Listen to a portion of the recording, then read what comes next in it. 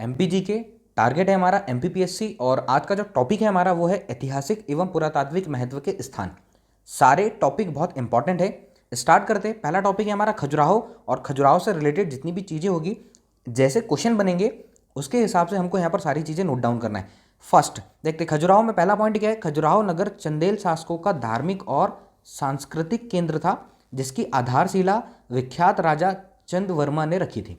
Important question है, direct question बनता है कि खजुराहो नगर जो है किसके शासनकाल के धार्मिक और सांस्कृतिक केंद्र था, किसके शासनकाल में धार्मिक और सांस्कृतिक केंद्र था, तो ये चंदेल शासकों का धार्मिक और सांस्कृतिक केंद्र था, और इसकी जो आधारशिला ये रखी थी राजा चंद्रवर्मा ने। सेकंड पॉइंट देखते, छतरपुर जिले में स्थित यह प्रदेश का मुख्य पर्यटन स्थल है।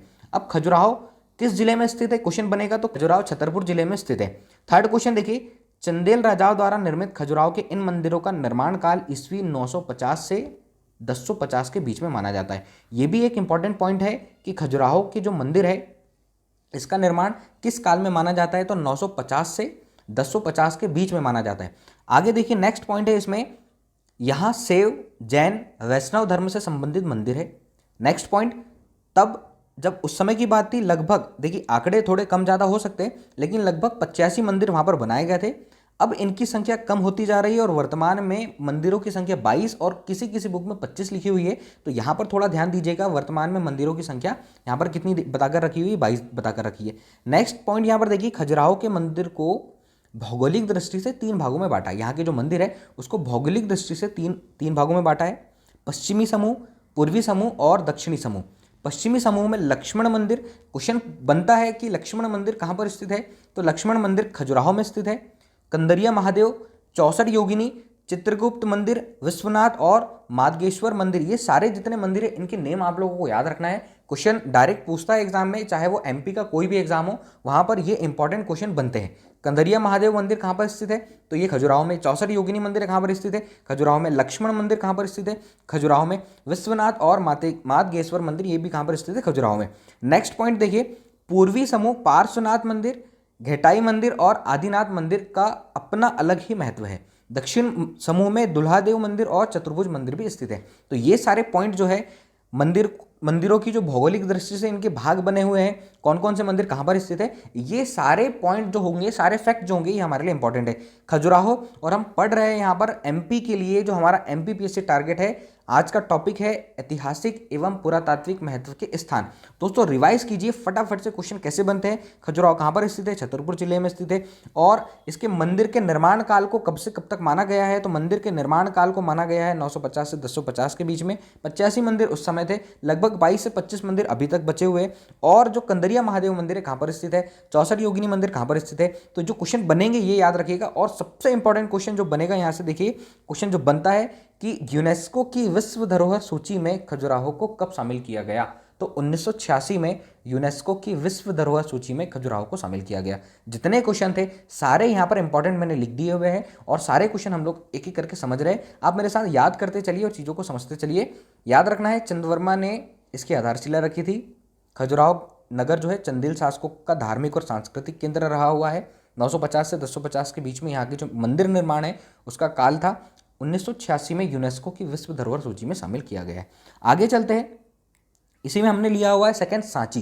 तो सांची के बारे में हम जो जो चीज़ होगी यहाँ पर हम जानेंगे। इंपॉर्टेंट चीज़ें जो होगी वो मैं आप लोगों को बताऊंगा। याद रखिएगा, कोशिश कीजिए कि एक बार समझ के सुन के याद रख सकूं। और जो बेसिक फैक्ट्स है, क्योंकि एमपी का बहुत बड़ा वेटेज है, एमपी का बहुत अच्छा सेक्शन है एमपी के एग्जाम में, तो ये प्रीलियम्स के लिए है, मेंस के लिए भी हम लोग बहुत अच्छे से यहाँ पर कंटेंट बना रहे हैं और चीज़ों को समझाने की मैं कोशिश करूंगा। तो दोस्तों आगे बढ़ते हैं। सांची सबसे पहले सांची बौद्ध धर्म के प्रमुख तीर्थ के तौर पर विख्यात है। ये याद रखना है, सांची जो है बौद्ध धर्म के प्रमुख तीर्थ के स्थान के लिए यहाँ पर विख्यात है। और ईसा पूर्व 3री शताब्दी में बने स्तूप सांची के प्रमुख आकर्षण केंद्र है। और इन स्तूपों का निर्माण जो करवाया था अशोक ने बौद्ध धर्म की दीक्षा लेने के पश्चात। तो सीधा सीधा क्वेश्चन बनेगा कि सांची के स्तूपों का निर्माण किसने करवाया है, तो ये निर्माण करवाया है अशोक ने। सन 1989 में यूनेस्को की विश्व धरोहर सूची में शामिल किया था। क्वेश्चन बनता है, पॉइंट देखिए। और इसके पहले जो हमने खजुराहो पढ़ा वो 1986 है, ये 1989 है, यूनेस्को की विश्व धरोहर सूची में शामिल किया गया। बौद्ध स्मारकों के लिए प्रसिद्ध सांची स्थित पहाड़ी की प्राचीन काल में वेदिसगिरी, चेतीगिरी और काकनाथ इत्यादि नामों से पुकारा जाता है। तो ये नामों को याद रखना है। रायसेन जिले में स्थित है। सबसे इंपॉर्टेंट क्वेश्चन और जो बहुत बार पूछा जा चुका है कि सांची किस जिले में स्थित है, तो सांची रायसेन जिले में स्थित है और विश्व विख्यात बौद्ध स्तूप यहीं पर है। यहाँ के अनेक स्तूपों में सबसे बड़ा जो है वो है, सबसे बड़ा पुराना और प्रसिद्ध जो स्तूप है, स्तूप संख्या 1, जिसे महास्तूप या द ग्रेट स्तूप भी कहते हैं। क्वेश्चन बनेगा, आप लोग दिमाग में बैठा लीजिए, क्वेश्चन बनेगा कि द ग्रेट स्तूप किसे कहा जाता है, तो स्तूप संख्या 1 को द ग्रेट स्तूप कहा जाता है। और देखिए, अशोक ने सांची सहित कुल 84,000 स्तूपों का निर्माण करवाया है। इसमें भगवान बुद्ध की अस्थियां रखवाई थी। ये अस्थियां उसने भगवान बुद्ध के परिनिर्माण पर 8 स्थानों, राजगृह, वैशाली, कपिलवस्तु, वेदद्वीप, रामग्राम, पावापुरी और कुशीनगर में निर्मित स्तूपों से खुदवाकर निकलवाई थी। और देखिए, बाद में सुंगो, सातवाहनों और आदि के काल में सांची के स्तूप का परिवर्धन व विस्तार किया गया। मतलब इन लोगों ने और थोड़ा वहां पर निर्माण कार्य किया है। आगे देखिए, यहाँ पर स्तूप संख्या 3 में भगवान बुद्ध के 2 प्रधान शिष्यों सारिपुत्र व महामोगलायन की अस्थियां रखवाई गई थी। इसका निर्माण 2री शताब्दी ईस्वी में हुआ है।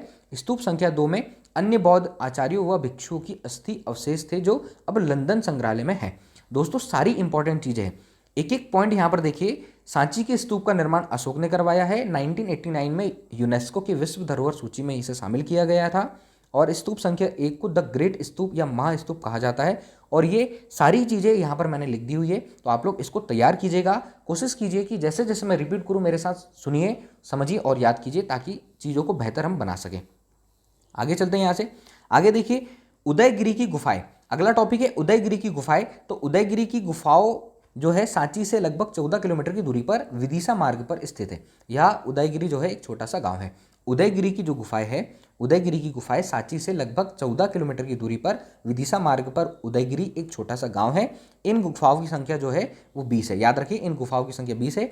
ये गुफाएं 4वीं शताब्दी से 10वीं शताब्दी ईस्वी में निर्मित की गई। गुफा नंबर 1 3 दिशाओं में शैलकृत और एक दिशा में प्रस्तर खंडों से बनी है। स्थानीय लोग इसे सूरज गुफा कहते हैं। तो मतलब कि गुफा नंबर 1 जो है, इसे सूरज गुफा कहा जाता है। उदयगिरी की गुफाएं है, ये विदिशा मार्ग पर सांची से 14 किलोमीटर की दूरी पर स्थित है। गुफा नंबर 5 में भगवान विष्णु के वराह अवतार का चित्रण है। गुफा नंबर जो 5 है, उसमें विष्णु भगवान जो है उनके वराह अवतार का चित्रण यहाँ पर मिला है। गुफा नंबर 19 को अमृत गुफा कहते हैं। 1 जो है उसको सूरज गुफा, 5 नंबर की जो गुफा है इसमें विष्णु भगवान के वराह अवतार का चित्रण है। गुफा 19 को अमृत गुफा कहा जाता है। ग्यारसपुर सांची से लगभग 56 किलोमीटर की दूरी पर ग्यारसपुर है और ग्यारसपुर पुरातात्विक स्थल है। यहाँ पर अठखंबा, ब्रजमठ, मालोवी मंदिर, बौद्ध स्तूप, हिंडोला तोरण प्रमुख स्मारक है। तो इसी में इंक्लूड कर दिया है ग्यारसपुर। ये भी एक चीज़ याद रखना है, सांची से 56 किलोमीटर की दूरी पर है और इसमें ब्रजमठ, मालोवी, बौद्ध स्तूप, हिंडोला तोरण प्रमुख स्मारक यहाँ पर है। तो दोस्तों आगे चलते हैं यहाँ से और मांडू के बारे में बात करते हैं। मांडू, और ये भी हमारा एक इंपॉर्टेंट टॉपिक है। तो यह धार जिले में स्थित है। याद रखिएगा, इंपॉर्टेंट फैक्ट है, सीधा सीधा क्वेश्चन बनता है।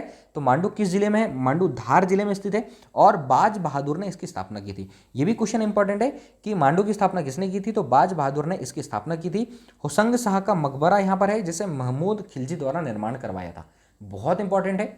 मांडू, इसकी स्थापना बाज बहादुर ने की है और होसंग शाह का जो मकबरा है, जिसे महमूद खिलजी द्वारा निर्माण करवाया गया था, वो यहीं पर स्थित है। यह पूर्णतः संगमरमर से निर्मित भारत की पहली इमारत है। अच्छा क्वेश्चन है, पूर्णतः संगमरमर से निर्मित पहली इमारत भारत की वो कौन सी है? मांडू है। मांडू को आनंद नगरी, सबसे इंपॉर्टेंट क्वेश्चन जो यहाँ से बनता है, मांडू को आनंद नगरी या सिटी ऑफ जॉय भी कहा जाता है। क्वेश्चन देखिए, यहाँ से जितने महल है ये पूछे जाते हैं। रानी रूपमती का महल, जहाज महल, असरफी महल, हिंडोला महल आदि जो है दर्शनीय स्थल जो है ये यहाँ पर स्थित है।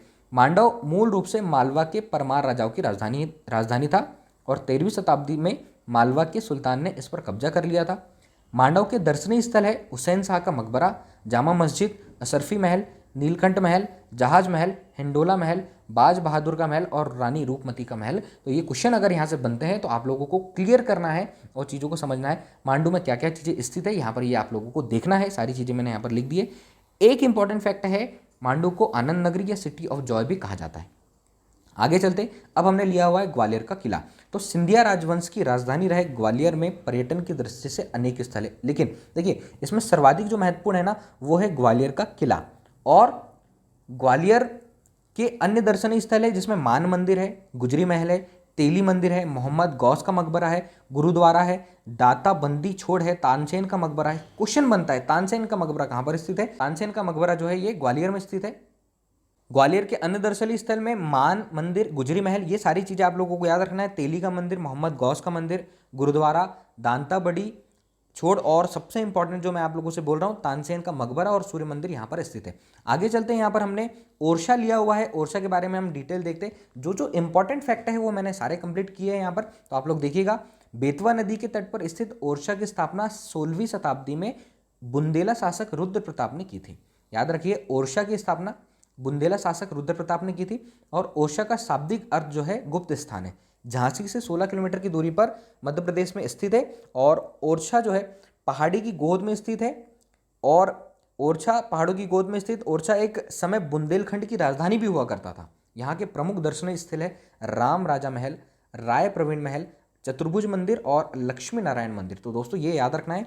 आगे चलते हैं, सबसे इंपॉर्टेंट टॉपिक जो है ये भीमबेटका हम लोगों को याद रखना है। राजधानी भोपाल से 55 किलोमीटर की दूरी पर भीमबेटका स्थित है। यह शैल चित्रों के लिए प्रसिद्ध है। क्वेश्चन बनता है ये वाला कि भीमबेटका किसके लिए प्रसिद्ध है? तो यह शैल चित्रों के लिए प्रसिद्ध है। भीमबेटका के शैलाश्रय तथा उनमें उपलब्ध शैल चित्रों की खोज का श्रेय प्रसिद्ध पुरातत्व शास्त्री डॉक्टर विष्णु श्रीधर वाकणकर को भी जाता है।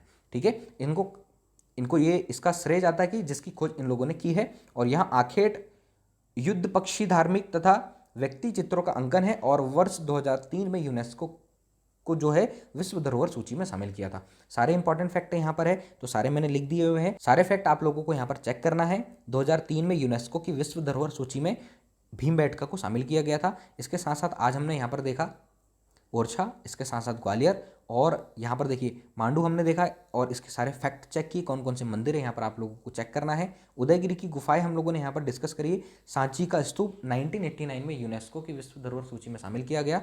और खजुराहो जिसे 1986 में यूनेस्को की विश्व धरोहर सूची में शामिल किया गया। तो खजुराहो को 1986 में शामिल किया गया था, 1989 में इसके बाद सांची को शामिल किया गया था, और 2003 में भीमबेटका को यूनेस्को की विश्व धरोहर सूची में शामिल किया गया था। तो दोस्तों हमारा जो टॉपिक एमपी के है, टारगेट हमारा एमपीपीएससी है।